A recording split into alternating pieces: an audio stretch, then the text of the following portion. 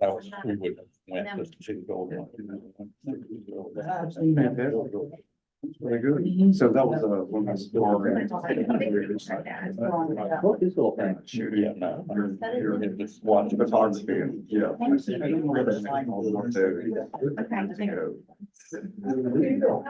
Everyone, I hope you will continue to eat and, but I'm going to go ahead and call the meeting to order. I apologize. We have one four-legged member of the meeting today at my feet. So as we get up for our Pledge of Allegiance, if you hear some barking, it's not from me. Let's get up and do the Pledge of Allegiance. No, mate, come here. I pledge allegiance to the flag of the United States of America and to the republic for which it stands, one nation, under God, indivisible, with liberty and justice for all.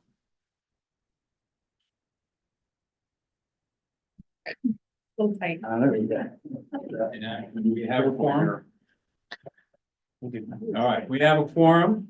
We have an agenda in front of us. I'd like to have a motion to approve the agenda. Thank you. Second?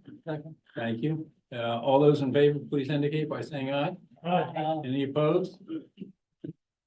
We have period for public comment. We do not have anybody that we know. None before the meeting. All right, is there anyone here who would like to speak from the public? All right, then I'm closing the public comment period and presentation. You want to go ahead and introduce? Yeah, so Michelle Edwards, our environmental programs manager, is here today. And we wanted to pull the new presentation down, so we're going to do that real quick. Bob. Yeah, Bob.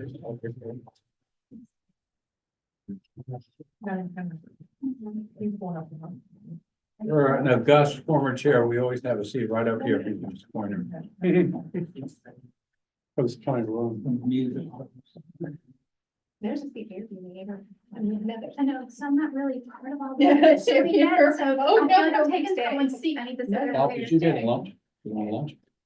Yeah, but I'll do the meeting first, eat later. Thank you. All right. So as Patrick mentioned, I am the environmental programs manager, Michelle Edwards, and I've been with the commission for 12. I don't know why you're looking at me. It's been a good long time. I think 13. 40. So long that last rock, yeah, okay, so, I'm just going to provide you a general overview of our environmental programs. I also do our food system programs, but we'll give that to you in another presentation. The backbone of our environmental programs is our water test programs, those are local TMDL and, Chesapeake Bay TMDL, which for those of you who don't know, it's total maximum daily load, that pollution diet that you may have heard about. And our region is primarily within the Rappahannock watershed, but we also cover a part of the Potomac and Fauquier County and a small bit of the York in Orange. So we involve ourselves in various watershed groups and whatnot. And back in 2019, we were contracted by the Department of Environmental Quality to coordinate the region's development of a watershed implementation plan for the region. It was the phase 3 WIP. We've also done the phase 2 WIP, and we worked with stakeholders and local governments within the region to do several things. One of them being developing priority best management plans, both stormwater and septic and forest practices that would reduce nutrients, mostly nitrogen was the primary one, but also sediment and phosphorus. And then we put it into what they call this input deck. These are all the stormwater practices, just to give you an idea. And then DEQ bumped them up a little in order to meet the WIP requirements. But these are kind of the building block of going forward with that program. We also developed priority implementation strategies, which we then worked with our local governments and stakeholder groups in order to implement. One of them I'll talk about in a little bit, developing a watershed management plan for the region really, this is to fill data gaps that we found within the whole process and to be able to better prioritize where we're putting best management practices on the ground. Also, the Healthy Watershed and Forest Initiative, which we've worked with the Rappahannock River Basin Commission to work on, that really gets into some ordinance and policy revision recommendations and carbon trading to help forest landowners primarily, help them keep their land in forestry. Also working with DOF to develop a tree planting app that we could better track where homeowners are planting BMPs, because what we don't want to happen is for us not to get credit for these things. There's what's called a Bay model that the EPA has in order to track our progress. And there's a lot of good work going on that nobody knows about. So we want to be able to get credit for that. Also a no nutrient pledge campaign that Friends of the Rappahannock has worked on with us to be able to track homeowners that are not excessively fertilizing or not fertilizing their property. We also have a number of outreach and technical assistance activities, one of them being the Homeowner's Guide to a Watershed Friendly Backyard, which is available online. You can also print it out, but there's so many hyperlinks, it's much better to provide to homeowners online. There's chapters on everything from stormwater to septic maintenance, to pet waste management, to landscaping activities that they can do. There's a how-to for each section, then contacts, including your local governments and other partners such as Soil and Water Conservation District. It provides links to the websites and general phone numbers. And then it also provides links to other publications for more information. So this is something we try to keep regularly updated. I'm hoping to do another update here later this year. We've also worked with the Chesapeake Bay program, the federal Chesapeake Bay program, on the local government guide to the Chesapeake Bay that I've presented to some local government groups and other stakeholder groups on. This is a resource designed by elected officials for elected officials. There's 11 modules, each on a different topic. Some of them cover stormwater resiliency, some of them cover the economic benefits of doing water quality in dollars and cents, putting a monetary value on things that you can do. So you can say that, you know, this is also helping other co-benefits, whether it's, you know, the benefit it is to the agricultural community or to beer makers. It provides a very comprehensive idea of what the economics of bay protection are. There's some that are more geared to helping the agricultural members of the community. There's a number of modules. There's a back sheet and a presentation on each of them. They're designed for elected officials to be able to go through them themselves or to be presented by a staff member or someone like myself. And then we also do a lot of grant writing and administration for our local government project implementation. I'll talk about some of those here in a little bit, but suffice it to say that all of our aspects of environmental programs, we do a lot of grant writing. So we are here to help on that front, including some money that has been available to us for stormwater BMPs from DEQ that we're asking our local governments to turn in 1 to 2 page proposals with up to around $300,000 with no match for doing stormwater BMPs. So a number of, I think it's Culpeper County and the town of Warrenton have recently reached out to me with project ideas. So we're looking forward to hopefully getting some of that, one of those projects in our region. Ordinance and policy development. We've helped with solar ordinances. We've helped with a lot of comprehensive plans, stormwater ordinances. We do a lot of ordinance and policy development, obviously, at the planning district. We have a quarterly land use and environment committee that meets.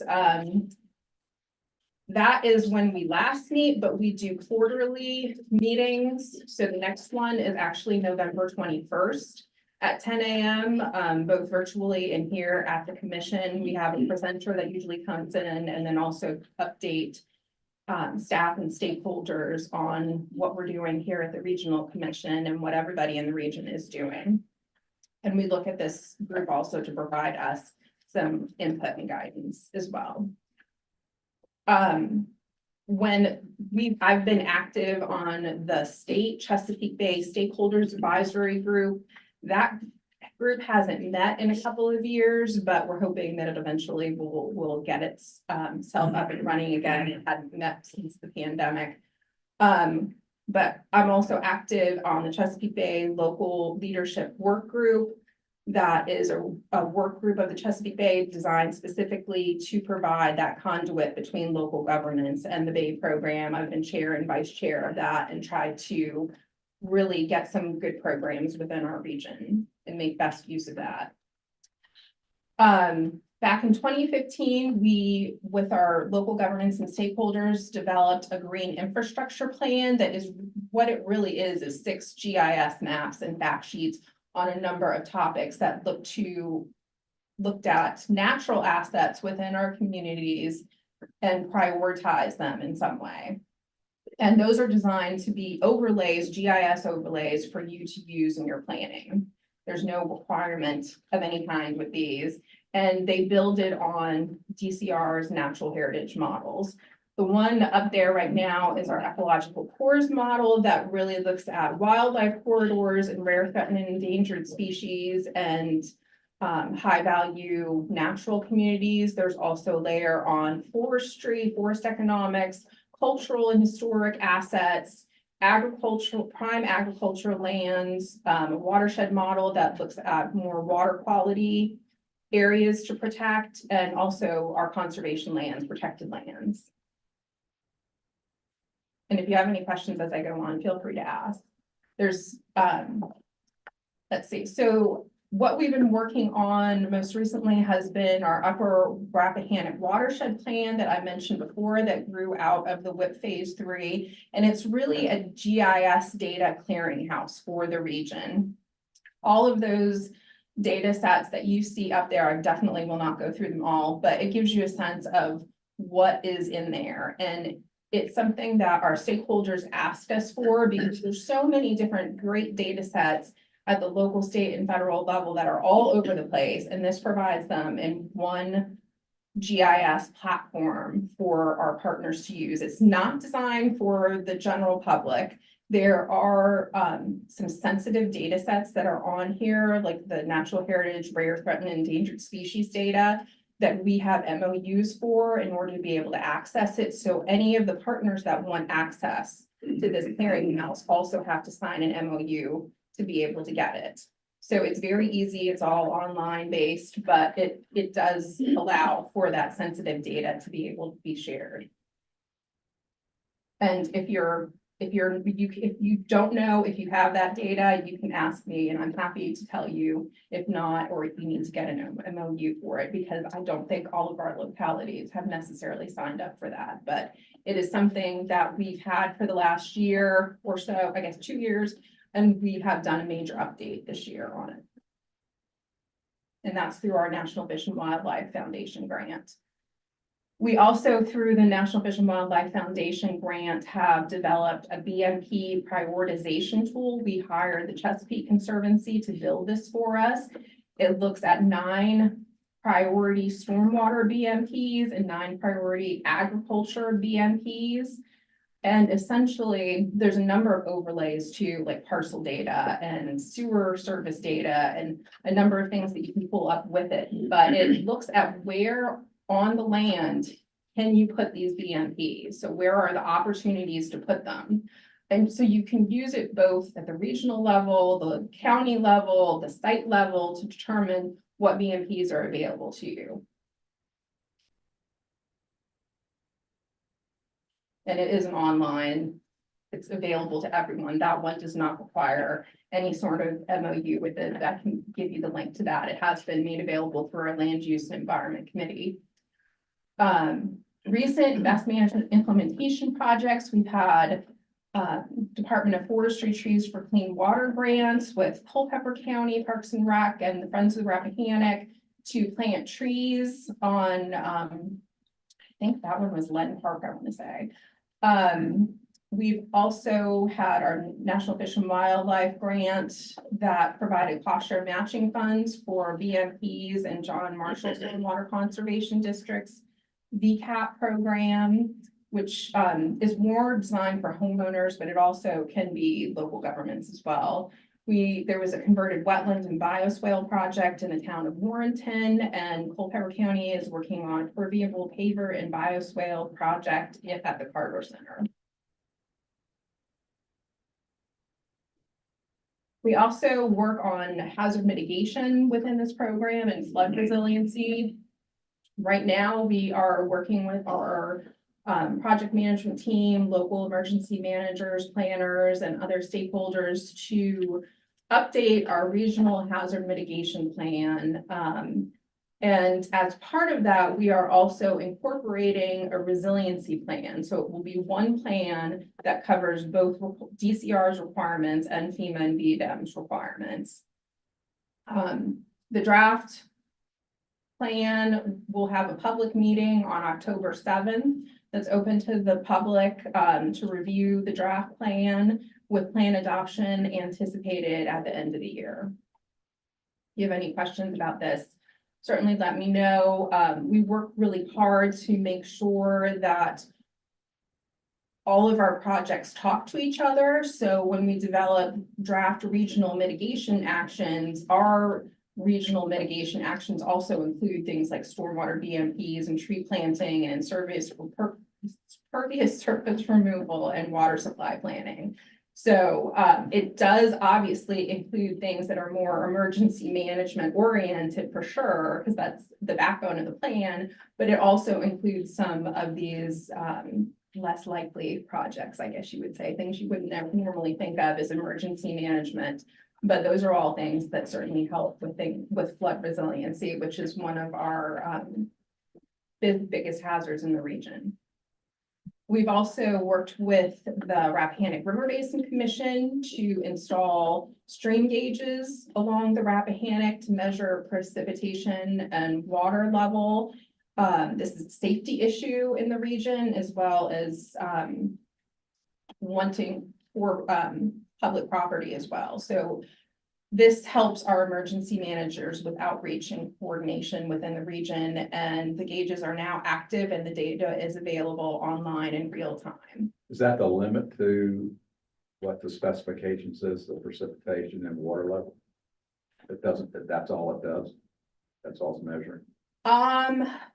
Mainly, yes. It's not looking at water quality whatsoever. It's only looking at quantity, only at the flood level. So it measures precipitation and water level. There might be one other measurement, but those are really the two main ones that's available right now. We're hopeful that eventually we'll be able to build on those gauges and install other probes. But we need funding for that. That's later phases. So we have measurement station in the town of Remington on the river. Okay. That may be through National Weather Service. Rather than, this is through VDEM.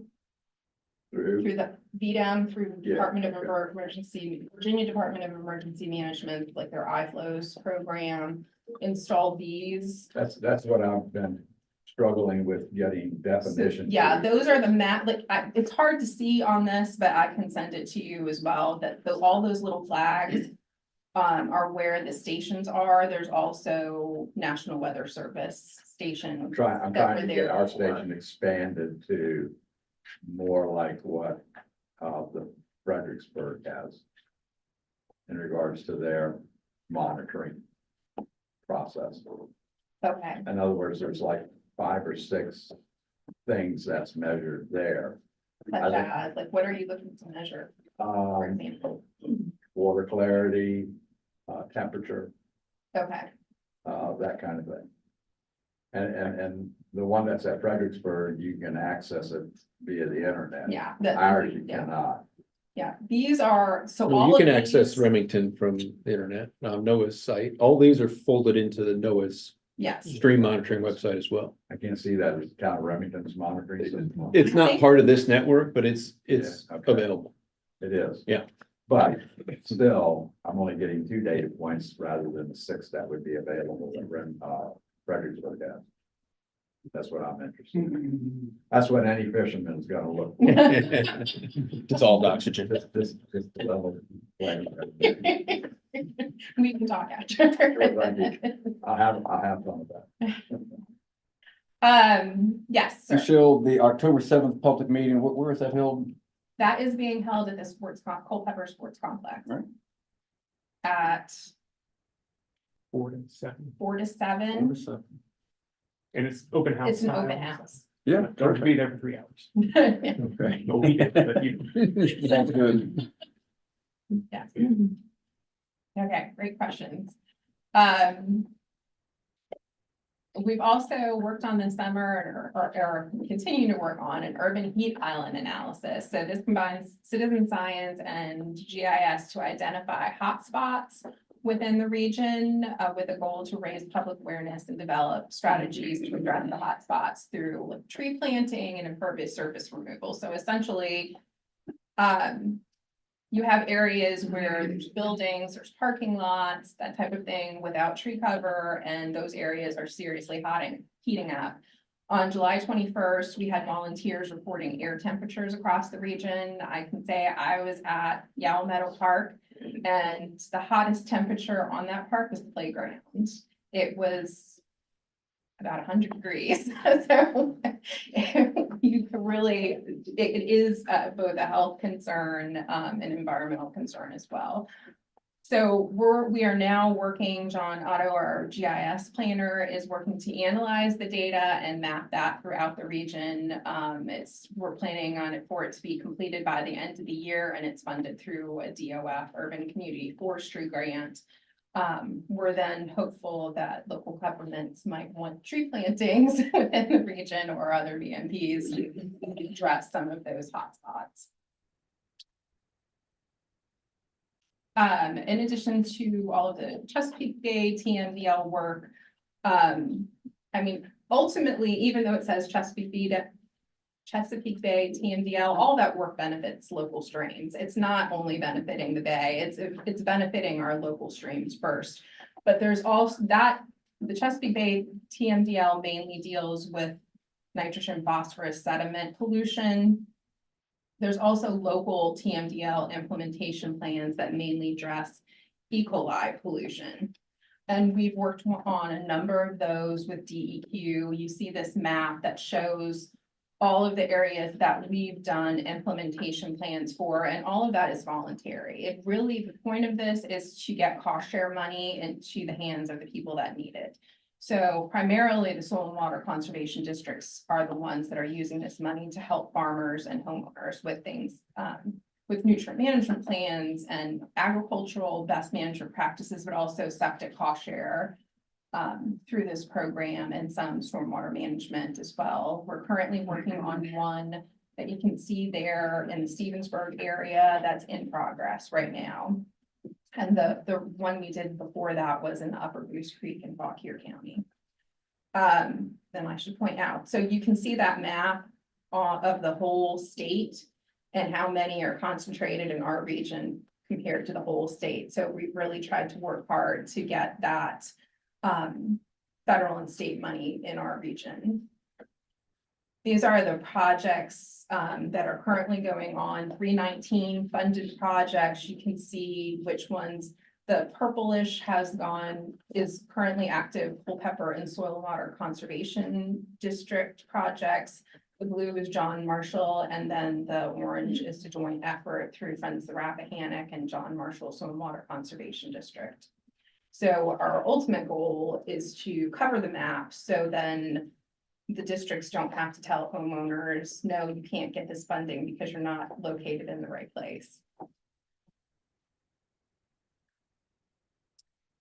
We also finally work on outdoor recreation projects. We assist with grant writing projects such as the Gordonsville Veerling Park project that we helped with grant writing for with the Land and Water Conservation Fund project.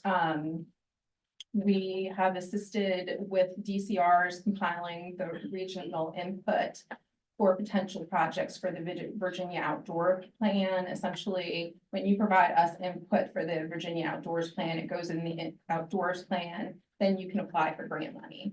All of this often is about making sure that you can apply for as many grants as possible to defray the costs of what you're paying. And all of this, I should say, is that we work heavily with partners such as the Soil and Water Conservation Districts and PEC, Piedmont Environmental Council, Friends of the Rappahannock. They have their own pots of money to try to link together various funding sources. So you are not paying as much or sometimes nothing at all, or the homeowners are not paying anything. Like our NIFWIP project, we cobbled together funding so the homeowners are being able to install best management practices for very little or no cost. We also coordinated regional meetings on topics such as river access. So then our state and nonprofit partners can install docks and other means of accessing the river for paddlers and fishermen. Working with our transportation planner here to be able to coordinate active transportation plan development updates for bike, pedestrians, etc. And ways as well. So we also have an active transportation plan that's available on our website. Our next great thing that we will be working on that's coming down the pike, probably not until next year, but we previously assisted localities with local water supply plans. The state is now requiring regional water supply plans. The localities are required to participate in cross-jurisdictional coordinated water resource planning and develop and submit with other local governments within a regional planning area, one plan to the board. Luckily, the region that they've designated coincides with our PDC region. Not all regions are so lucky, but so we will be coordinating that effort when it comes about. We are waiting further guidance from DEQ. The amendments to the regulations are pending in the governor's office for review and approval. The last I heard was by the end of the year, but your guess is as good as mine right now until we hear further word. But as soon as we know something, we will pass it along. Questions? I know there's a lot, so. Oh, Michelle, Yes. Orange County has a program where if you have your septic tank pumped, that you get like a reimbursement. Is that a regional program and does that come through? No, we do not deal with the septic programs. That's generally the Soil and Water Conservation District supervise cost share for that. Mhm. Are you talking about Culpeper Soil and Water Conservation District? I'm not sure where it comes through. I just know Orange County has it and it's beneficial. And it ties into the, So is it Chesapeake Bay. being funded by the county or? I don't know. That may be I think Michelle's right. I think Okay. it's so hard. soil and water. Yes, Okay. it is a wonderful program. It Yeah. really Is does that help regional? Is that a homeowners. regional program or do you know? It's available on. It's the purple So area. it is so if you see that map right there, Uh-huh.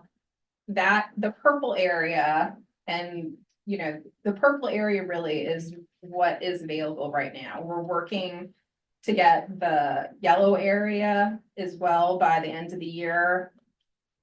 That should be something that the whole, mostly the whole of the county will be able to get. And the process historically has been that the upfront planning has run through the regional commission. This goes back to like 2003, 2004, when we started some of these initial plans.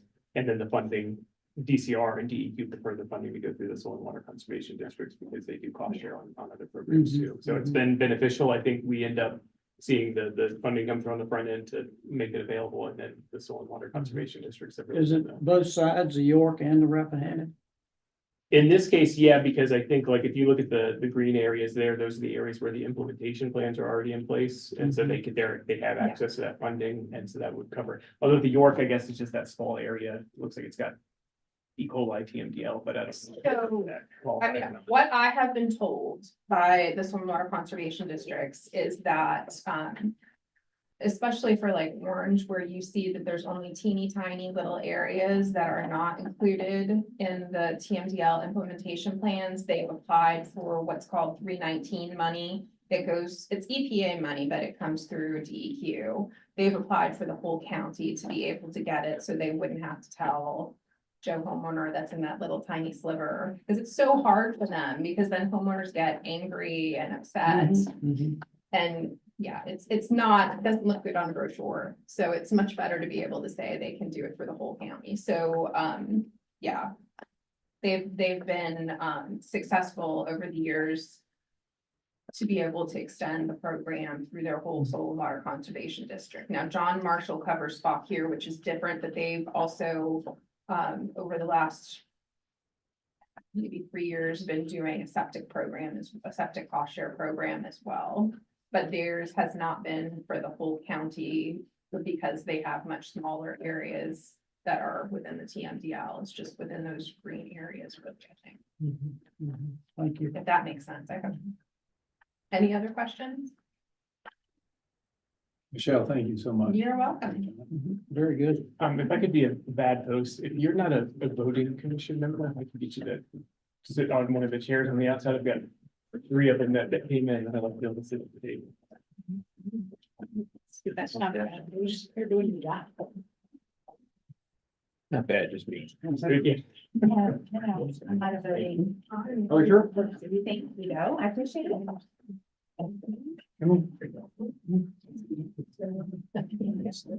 Let's add to the agenda size of the meeting. Yes.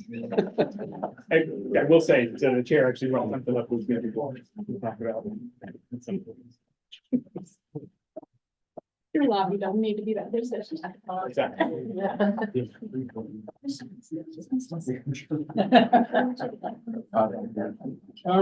right,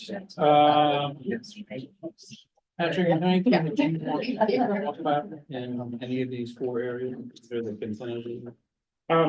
No, I guess the only thing I would highlight is in the final unaudited revenues and expenditures for last fiscal year, you will see that we had a deficit of about $15,000. That was largely solely due to project expenses that came through last year that were not reimbursed before the end of June. Those reimbursements will come in, or in many cases have already come in, but it does show as on the cash basis accounting that we were at deficit of 15,000. We will have the audit, auditors are going to be here. I'll talk a little bit more about that in a minute, but in September, I would expect that we'll see the accrual basis reflect all of that and show what happened last year. So I didn't want to highlight that. All right, we have a consent agenda, and you have it in your packets and you were sent it ahead of time. Can I have a motion to approve the consent agenda? So moved. Thank you. Second? Second. Thank you. Any questions? If not, can I have a vote? All those in favor, please indicate by saying aye. Aye. Any opposed? Thank you. Executive Directors. All right, so, couple things I want to highlight on that are, listed as sub items. Just to close the loop, in June, the commission sort of gave tacit approval for staff to continue to pursue, the US DOT charging and fueling infrastructure grant. We had a lot of conversations with most of our localities about whether they had interest, whether they had locations, that might, be suitable for that, EV charging station installation.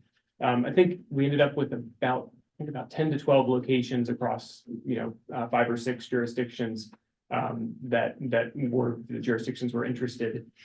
During our research phase, we also found that Metropolitan Washington Council of Governments, which covers, large parts of Virginia, including at least the metropolitan area covers Culpeper, Rappahannock, and Fauquier counties. They're not members of COG, but they are included in the metro area. MWCOG was putting together an application, and they'd actually applied previously for the last round of the charging and fueling infrastructure grant. So we coordinated with them, and it made sense that based on the numbers that we had, as well as their application likely to be more successful, that we put the offer out for any of our jurisdictions that wanted to go in with MWCOG's application.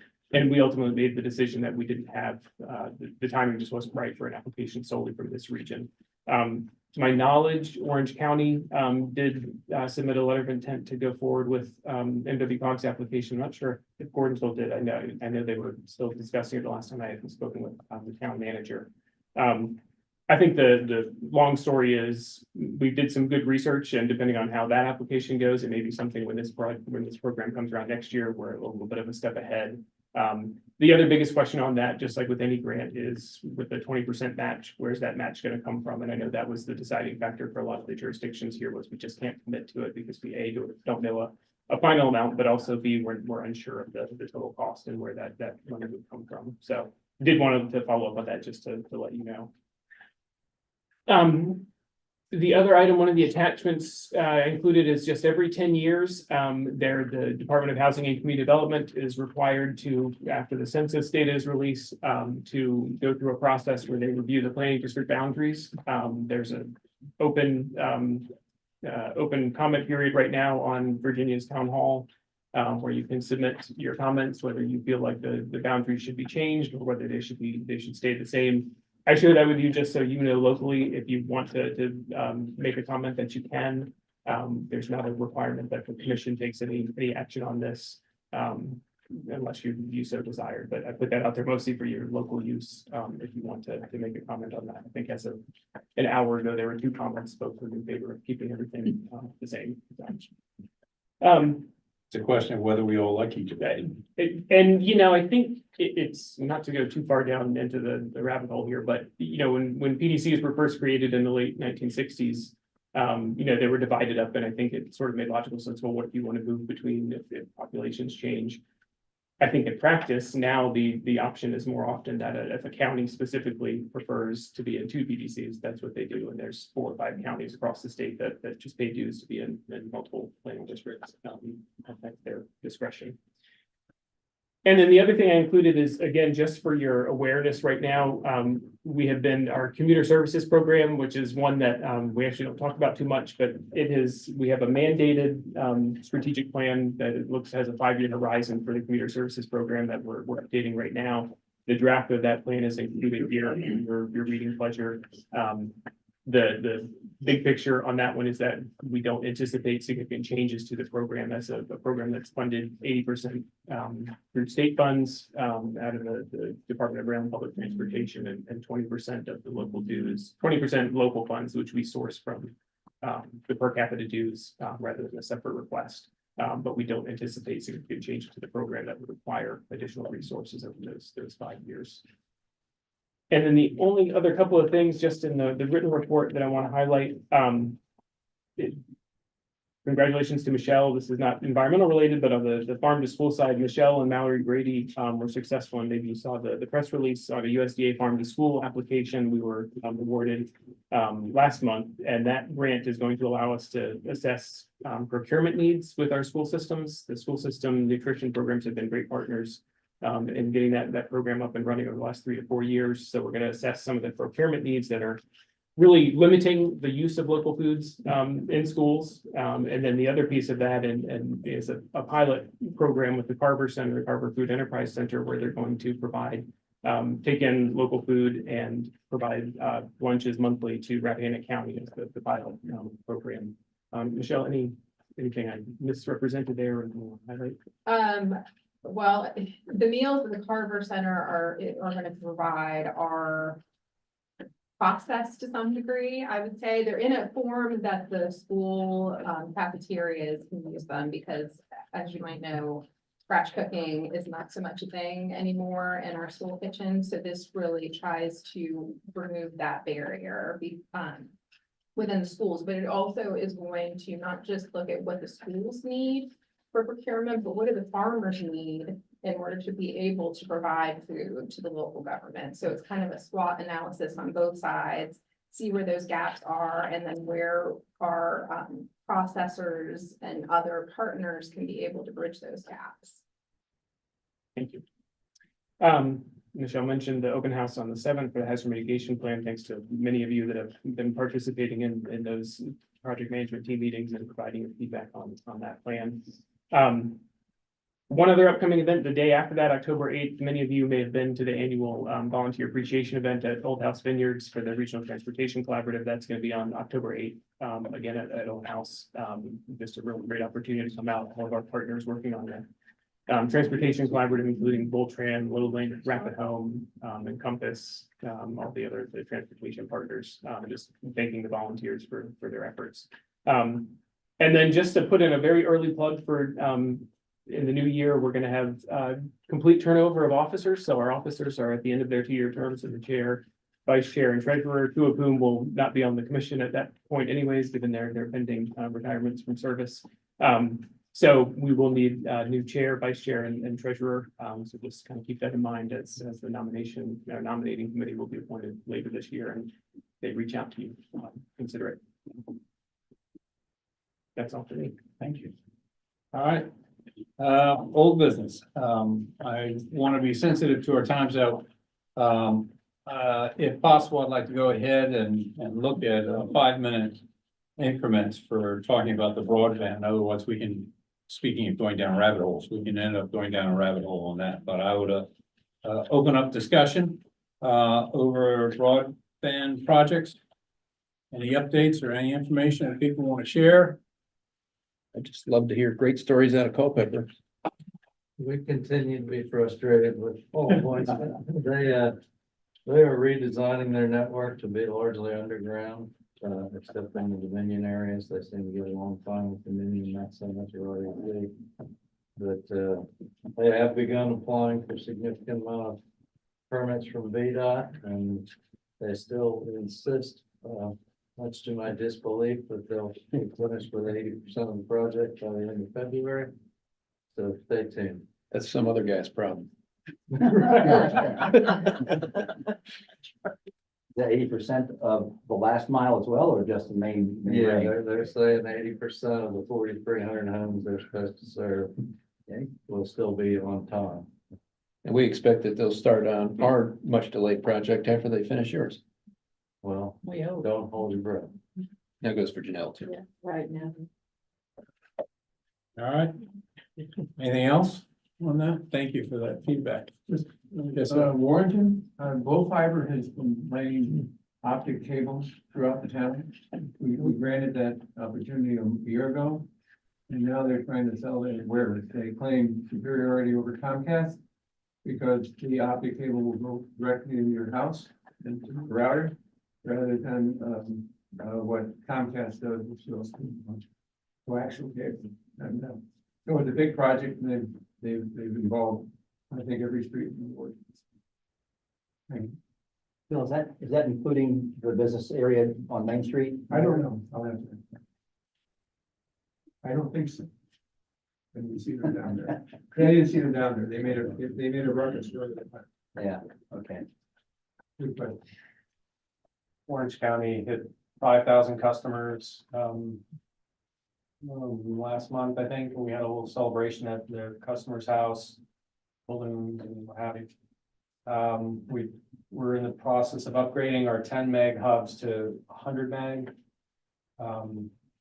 Had a little hiccup with that, so there was like an outage of 24 hours or something that got everybody freaked out. Yeah, but that's all been figured out, so. Was that yesterday? What's that? Was that yesterday or something or earlier? No, it was 3 weeks ago. Yeah, we've had no outages other than that one instance since we went live a couple of years ago, but that was an architectural kind of thing with the way the system's set up, but got a VATI grant, 2-ish million to do another chunk.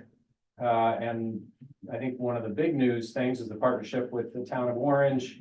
We've got a right-of-way franchise, in place, so we can try to figure out how to serve town customers and some other public facilities that are in the area, so. Yeah.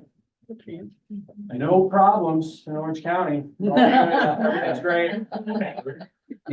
Well, we're not talking about water, right? Nice to end on an upbeat note. Anyone dare to add to that? If it is, has to be positive. All right, annual meeting. Just a reminder, thank you to all of you that have responded, with your yeses. I don't think I've had any no's yet from commissioners, for the 25th at Fauquier Springs Country Club.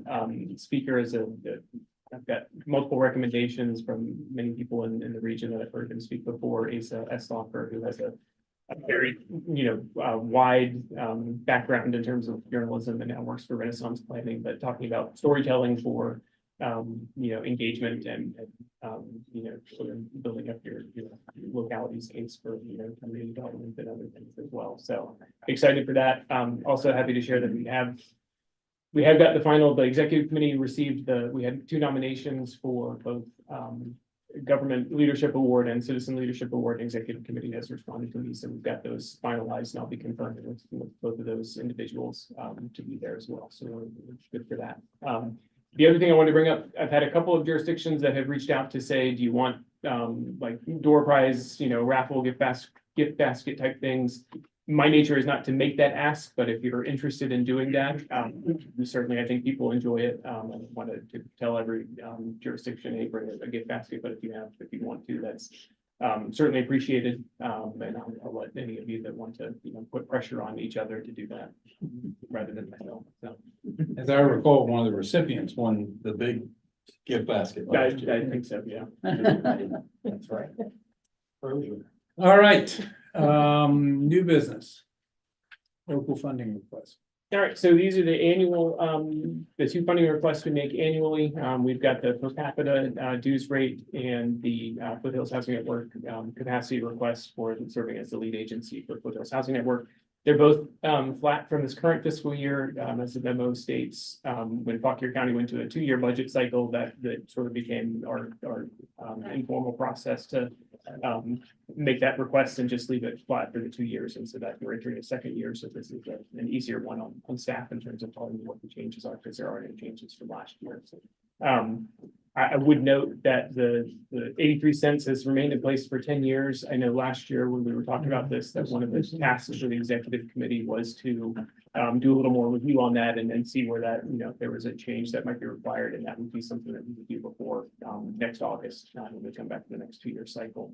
And on the homelessness, Foothills Housing Network effort, that's been the same flat rate since it was first instituted in 2015. And I don't have a need at this point to change that unless there was a desire for us to take on a greater responsibility, which is not my recommendation.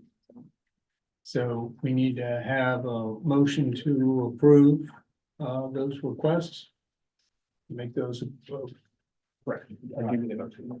So motion to approve RRRC making those requests.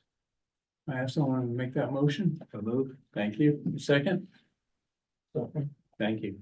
All those in favor, please indicate by saying aye. Aye. Any opposed? Thank you. Patrick. All right, next item for new business is amendment to the existing remote electronic participation policy. This is just out of an abundance of, caution if we ever need to use the remote participation policy, or if we ever need to hold an all virtual meeting. Since the end of the pandemic, this body has not had a need for an all virtual meeting. But this would allow us, the proposed amendments to the remote electronic participation policy would allow the commission to hold all virtual meetings per the state code allowances that they have in there, which is 50% or 2, whichever is greater. So for us, that would be 3. They just would not be able to be held back to back. So you have to meet in person before you can do 2 virtual meetings in a row.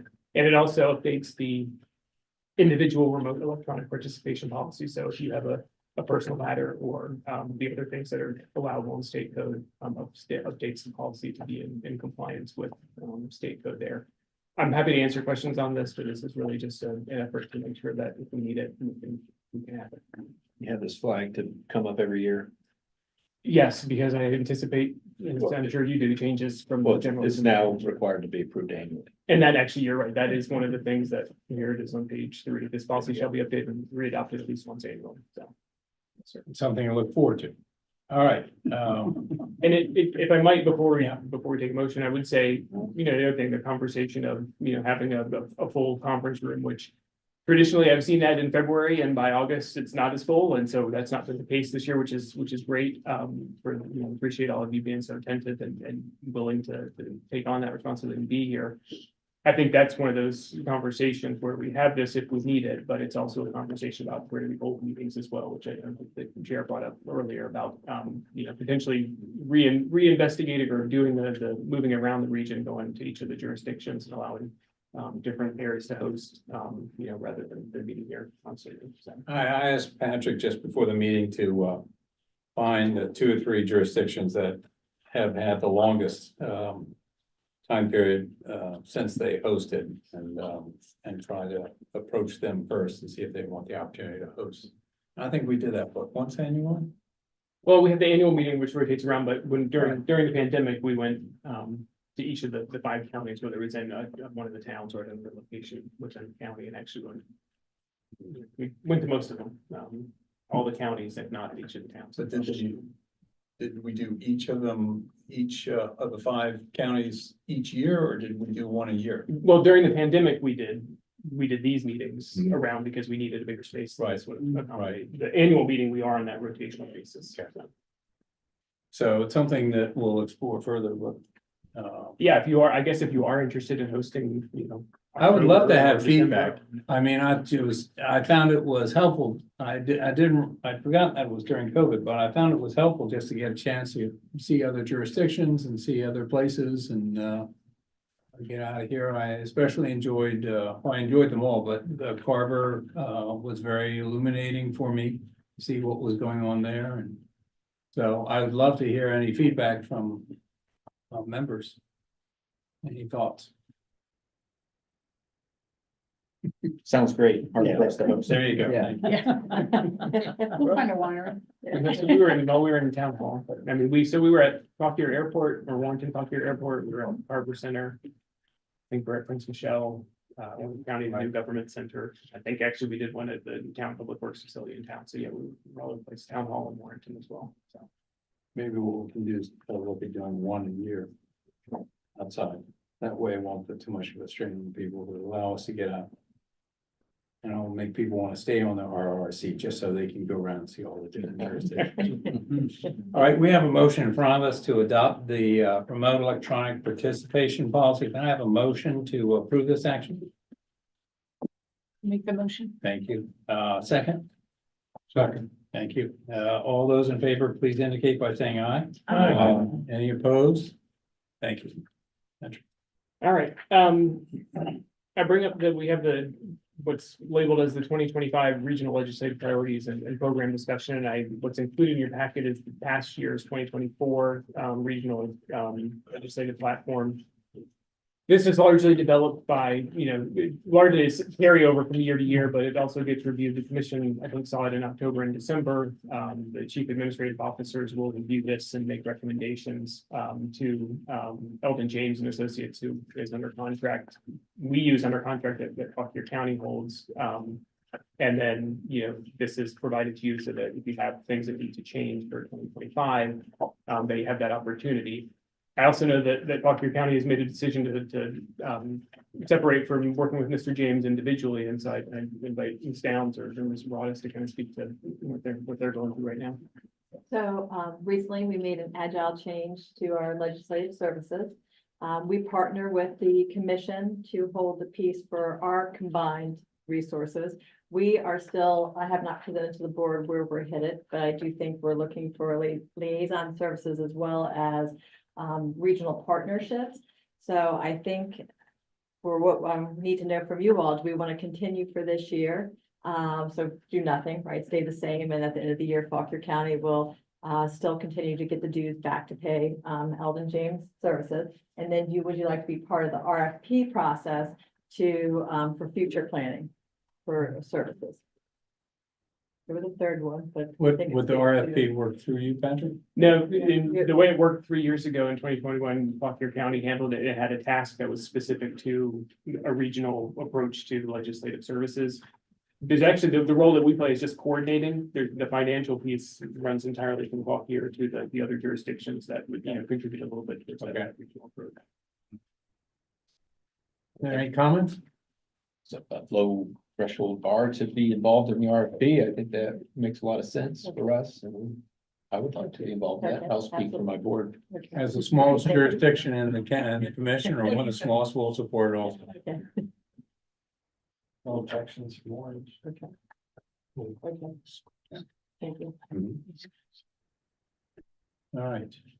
Go Virginia, Region 9. So, and then the last item here is, with Mayor Pointer's departure at the end of the year, he is our elected official representative from the region to the Go Virginia Region 9 Council. So the requirement is that the commission appoint both an elected official and a chief administrative officer member to that council. So this is just no action needed today, but putting it out there that we will need an elected official to be appointed preferably before the end of the year, so that they can take on that responsibility beginning at the January meeting of the Go Virginia Region 9 Council. Who's the administrator? Mr. Weekly. And this is the term right now is a 3-year term that would end June 30th, 2026. So it would be 18 months. And then, following that, another would be eligible to be reappointed again. What's the process for appointing someone? So there really is not a defined process. So it's generally if there's a member of the commission that wants to take on that role, I think that's the easiest way. If someone raises their hand and says yes. If not, then we can put it out for, nominations from it can be any elected official from the region that preferably can represent the region's interest on the Go Virginia Region 9 Council. I think, they meet 4 or 5 times a year. Generally, there is some requirement to review applications that come in for funding through Go Virginia Region 9. I wouldn't want to speak for Mayor Pointer, but I don't think it's a huge lift, but there is a learning curve, I guess, initially. Well, I own a lot of businesses. I work with that, so it helps me. I enjoy it. I think it's a great group. So I'd recommend, if anyone's interested in evaluating projects and organizations that are looking to grow and appeal into this group, I found it fascinating. And the support group is excellent. Support people are excellent if they need a little help. So I wish I could do it another 5 or 6 or 20 years. But I'm old. Only in your mind. Yeah. Yeah, so no action required. Okay, but anyone wish to volunteer? Not, we'll go ahead and. Where does Go 9 meet? So they typically will do, and they actually will do, out of the 5 meetings, I would say at least one of those will be a virtual meeting. They're subject to the same requirements that we are. And then they rotate between a location up in this region and then the Charlottesville area as well. Typically north of Charlottesville, that's where the meetings typically are. Pulling input north would be wonderful. Yeah. If Fauquier wanted to do that. If no one else is aching to do it, I want to know a little more, but I might be wrong. Sure. Yeah. Well, then I would say we can bring it back in October and then have to get to talk with you in between them. So Great. That'd be great. All right, thank you, sir. All right.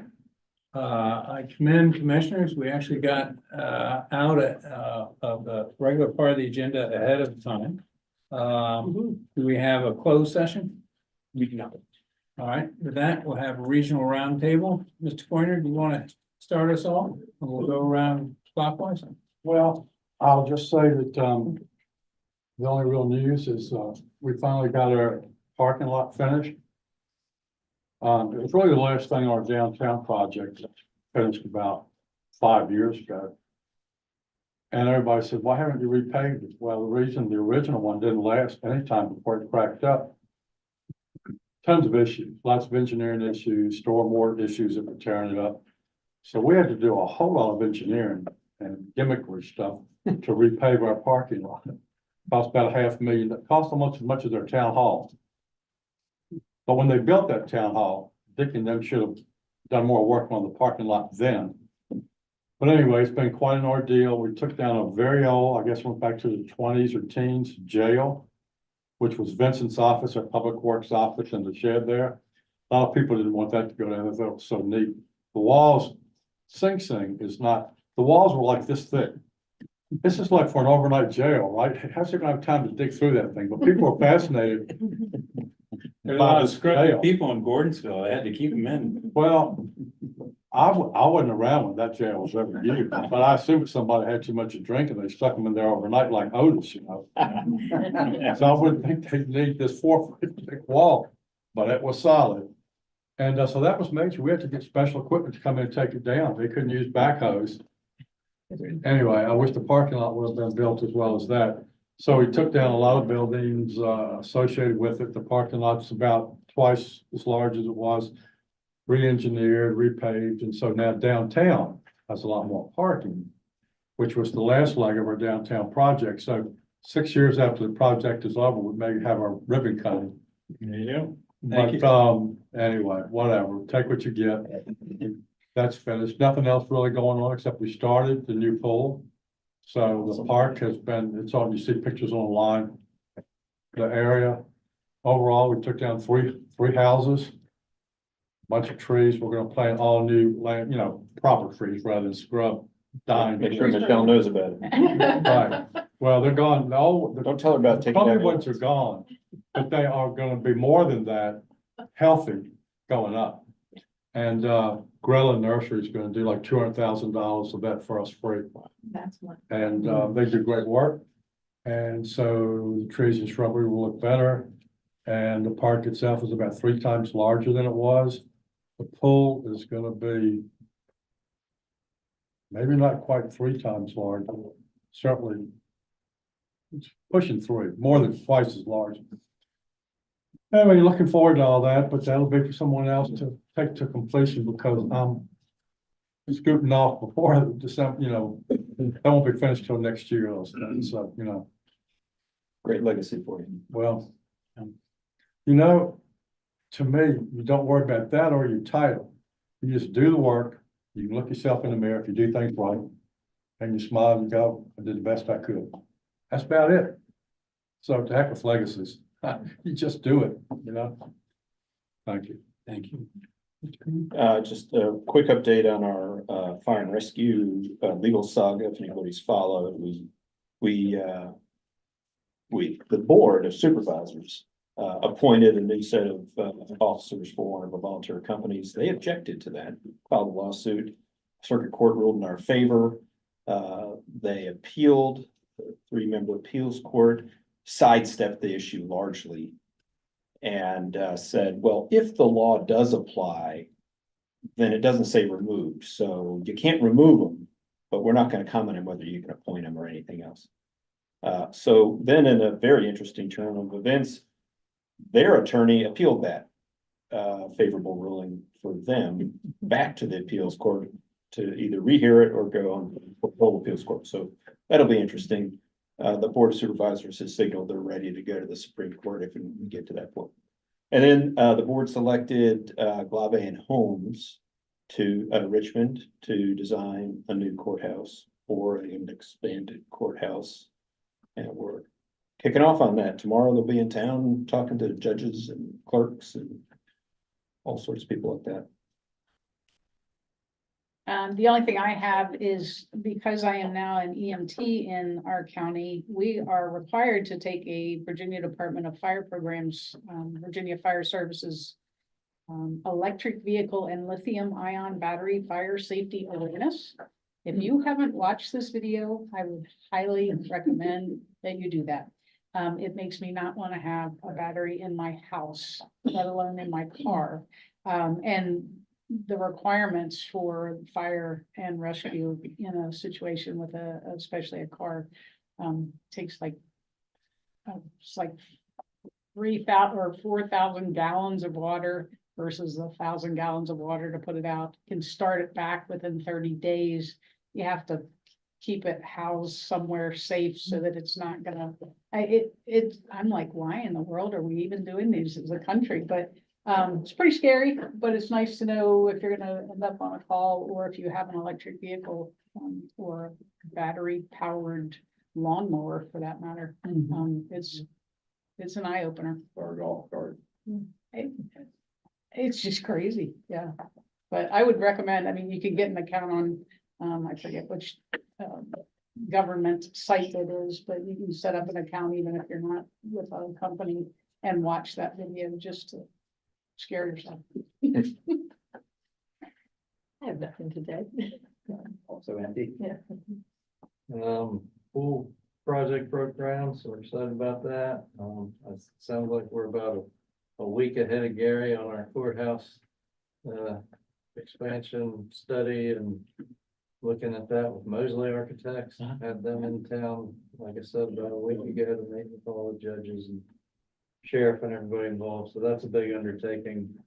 It's sure to carry a big price tag. We're looking for a site for our 7th elementary school, which the board has approved pursuing. And we have our farm tour September 21 and 22, and our Air Fest October 12th. Good events coming up.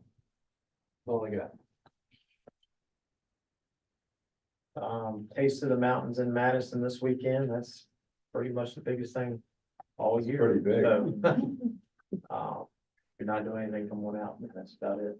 I'm coming.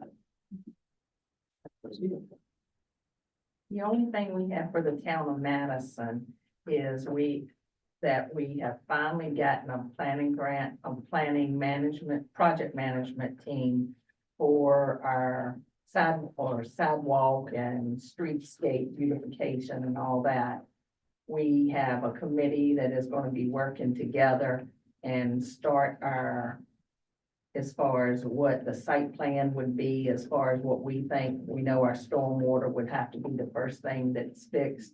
And the team is going to be going from house to house and different projects and things to get that started and all. We're working with Jennifer here through the RRRC and things, and she's helping us and walking us through it and getting us started so we can start applying for more grants.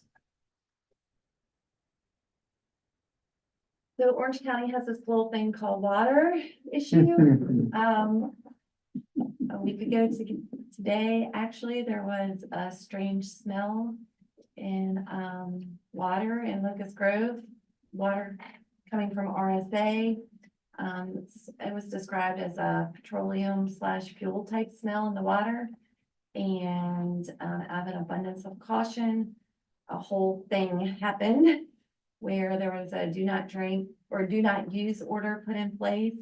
15,000 citizens were affected by do not use order that was not changed until Sunday, I believe it was, to a do not drink. It's kind of a little bit of a blur now.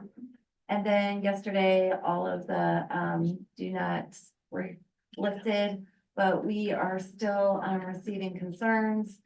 We had quite a showing from citizens at our regularly scheduled board meeting last night, who want more answers, of course, are still concerned. And so there's a lot of work left to be done to, one, try to figure out what happened, and which we still don't have the answer to that. And then where do we go from here for the future of citizens served by RSA? So we've got a lot of work ahead of us and a lot of unanswered questions. So that was our sort of the whole last week just turned into a major crisis. And then last night at our board of supervisors meeting, we unanimously denied a utility solar project that was going set to be on some of our prime ag land. So that was unanimously denied. And those are some of the big things we have going on here. Question, do they use chloramines by chance? No. Okay, because if you mix it wrong, it gives you a fuel taste. So we had a big thing happen yesterday with VDOT preservation, part of VDOT. 16 years ago, long before my time, we applied for a $600,000 grant from VDOT to do preservation on our railroad depot. First, it was 3 phases. First phase was relocated. They got that done in about 18 months after the grant was provided us. By the way, it's an 80-20 grant. And then the 2 phases following that was interior, exterior of the depot. We just got, it laid dormant for about 14 years after it got relocated. And we just got the we just signed the grant request and it's approved as of yesterday to finish the job. Should take us about 6 to 8 months to do that. So that's a great day in history for the town of Remington. Takes a long time for this shit to happen. Dave, you want to talk about USA? We've been in contact with the Army Corps of Engineers. We have a water problem. It doesn't go away. It pulls. They came out and paid us a visit on a rainy day. It's really fortuitous. We basically opened a contact with them to get a study done. They want a match on that. We don't have the matching funds. We're gonna have to work on that, but we have an open dialogue going with them, and we're hoping to get them to do a study, what we can do about it. The council is pretty used to being flooded, and they're asking for authority and to stop the rain. And my response was, have you ever heard of the Suez Canal? The Hoover Dam. Yeah, that's what these guys do. So we'll see what they do. We're really, every good time, we're in the early stages. United States Senate, Kane and Warner, along with Wexton in the House, have agreed to put money in, $300,000 for the town of Remington. This is again, community development. This is not Department of Agriculture money. If you're familiar with the appropriations process, it'll be about 6 months before it gets to the end. I'll probably get government shutdown, not enough money, consolidated bill, and they'll finally get, something will get passed. And 16 years later, we'll be there again. I think that's it. That's it. Thanks. Before we start, Ms. Simple, do you have? Yes, well, next month we kick off a complete review of the town's zoning regulations. And we're getting representatives from strong towns to make a major speech on the kind of things that they believe that we should be paying attention to. And I'm going to recommend to anyone who hasn't followed strong towns, and certainly there may be areas of disagreement with some of their philosophies, but I'm a big believer in what they offer are 3 books by Charles Maroon, which I've read. The first one is Strong Towns. The second one is The Confessions of a Recovering Engineer. He was a traffic engineer. And the third one is called A Housing Trap, which details the reasons why we're having such a housing crisis. And as we do have throughout the United States, and it's something we're looking at very seriously in Warren. Thank you. I'm sorry, go ahead. I was gonna ask, what's the date of the Strong Towns visit, Mr. Simple? It's the day before our next meeting. I think it's Monday the 9th. 9th. Yeah. Thank you. Remember, it's a major presentation. We'll be using one of our local schools auditoriums. Mr. Voorhees? Well, Supervisor Hale hit on the big issue, some good stuff going on, last night at our board meeting. They gave us the green light to move ahead with some key capital projects, including, the, sort of staffing needs for a new government center, the, design, permission to move forward with design on our community center / rec center, because we see Culpeper and we get jealous. Our first purpose-built fire rescue station, all the ones we're in now are inherited from other people or we're a tenant.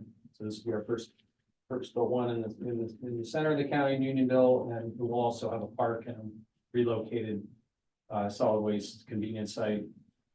Also gave us permission to move ahead with our solid waste service update plan, which is to create a different customer experience at the landfill. Instead of telling grandma to drive her minivan up onto the mound with a dozer and kick her mattress out the back, she will have a safe place to drop it on a paved parking lot with an attendant, and then we'll haul it up there.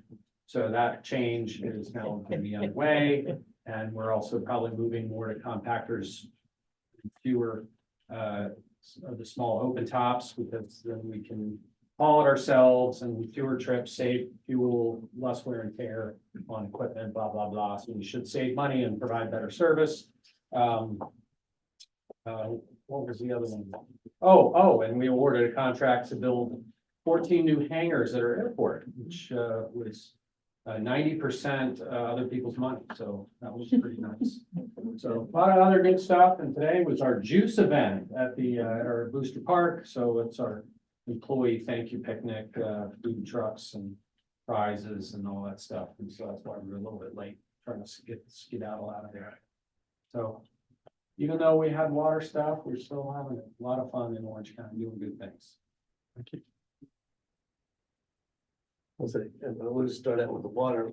Over the last couple of months, we've had 2 boil water events.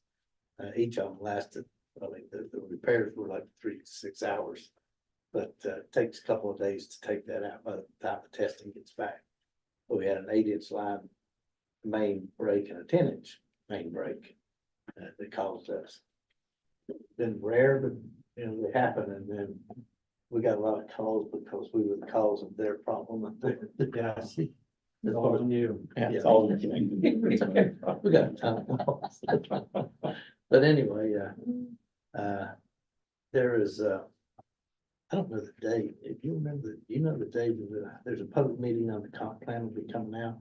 The way that they're gonna do that, I think that's actually pretty good, getting their involvement for what they've done. Let me go back to our standpipe. It is, we filled it up with water. We're taking the water out of it now. The old one is being prepared to come down. There was a couple of leaks in it. People don't notice because it's on the backside between the 2 standpipes, but they're minor and it's just punch list items. We've got a bunch of houses now going up at the Round Hill Meadows. They are really moving, and I think there's 6 or 7 of the last 67 are already under roof, 3 or 4 others going right now. We did receive our Garnet property phase 2 analysis. The report, when you get those things, they generally are to the point where all these bad things can happen. Verbally, they tell us it's okay, we can do what we want to do. But reading the report doesn't leave it like that. So we got some clarification before we release that. Last week we had our last music in the park. I think it was very well received for the year. People seem to really like it. A couple of events coming up. The Chambers, Orange County Chambers Street Festival is September the 14th, and the Orange Toberfest by ODA is September the 28th. Those are pretty well attended to. Town council recently came to agreement with Orange County for fiber service, which we've been working on for 4 years. So I'd like to thank Supervisor Hale and our county administrator, Ted Voorhees, for working that process, and town manager, but it now gives the town residents and businesses a second, third option for internet, and it's we think it's going to be a major boost for the town. Thank you. Good afternoon, everybody. My name is David Lee. I'm filling in for Tom Underwood, Culpeper County Board of Supervisors. I think John pretty much covered the highlights from the county. I will say that I drank water from the town's water supply this morning in Culpeper. It was fine. So we have no issues there. I also like to say I'm newly elected, serving in my first year. Environmental issues are very important to me. So I was really excited to come and join the discussion today. I had previously met with Michelle, got an update on all the great things that this commission is doing. So it's been my pleasure, and keep up the great work. Thank you. Thank you.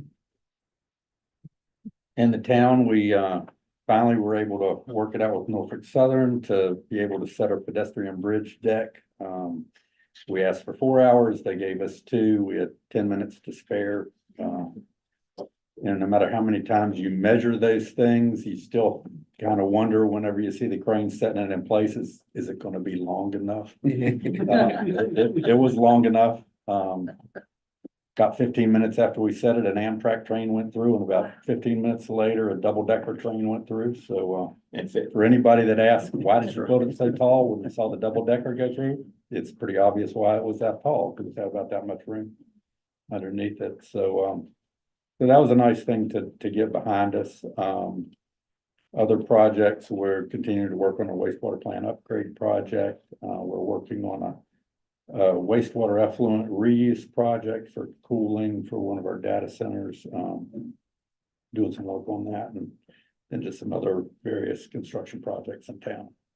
Blue Ridge Avenue project, we're doing that in-house. That was a TAP project that we finally decided we could do it for less than the 20% local match. So we kicked that off earlier this week. So that's coming through. So that's big already comes in town. I'd like to comment, I come to Culpeper Saturday morning, and I've been watching that pedestrian bridge go up since you started it. Great idea. I'm assuming that on the east side of the tracks is a commuter lot, is that right? It's about a 220 spot parking lot that we're putting there, plus a park, ultimately have an amphitheater and a connection into the National Cemetery. Great idea. I'm looking at it for the town of Remington. You like to watch paint dry? Work with Norfolk Southern. Only if I have a beer in hand. All right. Well, the only thing I'd add is we now have the most challenging stairmaster in the entire region. It's 2.5 floors, steps up, 100-foot sprint, another 2.5 floors down, or you can take the elevator. Or run around to the next street over, maybe loop. I think a zip line would be a good idea.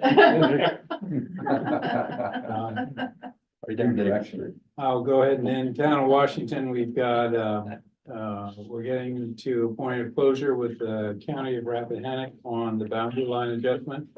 And I commend the county, and the officials in the town who worked to have a cordial agreement on something that can sometimes be acrimonious. And so, congratulations to both parties to figuring out a solution for that. 3 years later? Or? 3 years later, yeah.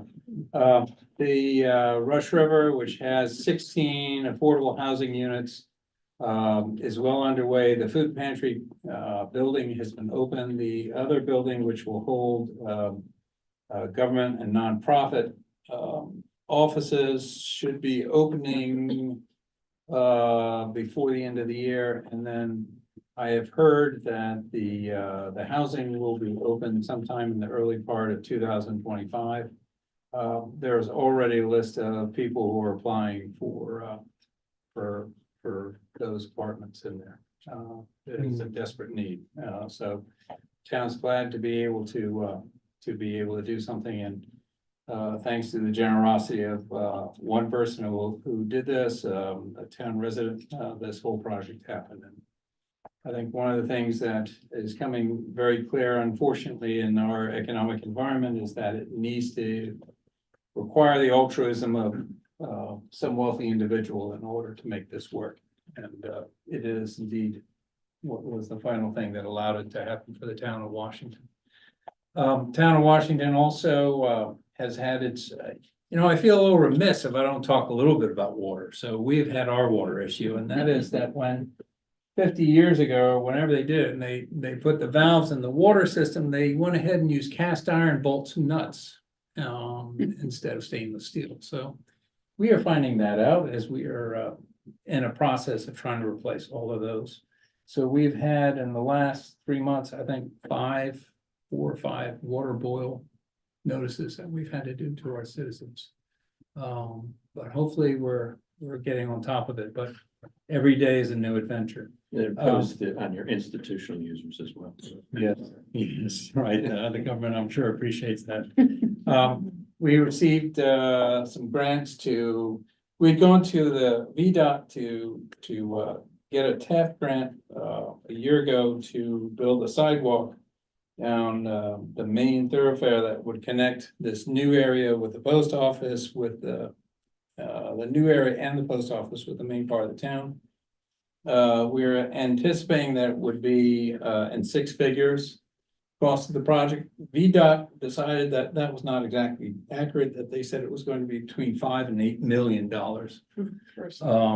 They, as you may know, VDOT now is starting to put in a huge contingency costs of, I think, 30 to 40% on projects, which is making it really unwieldy, to try to do something. So if you haven't discovered that, you will, and it was quite a shock for us. We are instead, we've gotten some grants to build a trail, and we hope to start that up on October 1st. So that will be it. And that concludes our meeting. Is there any last comments from anybody before we end? If not, I'd entertain a motion to end the meeting. So moved. Thank you. Second. All in favor, please say aye. Thank you. Thank you for being patient.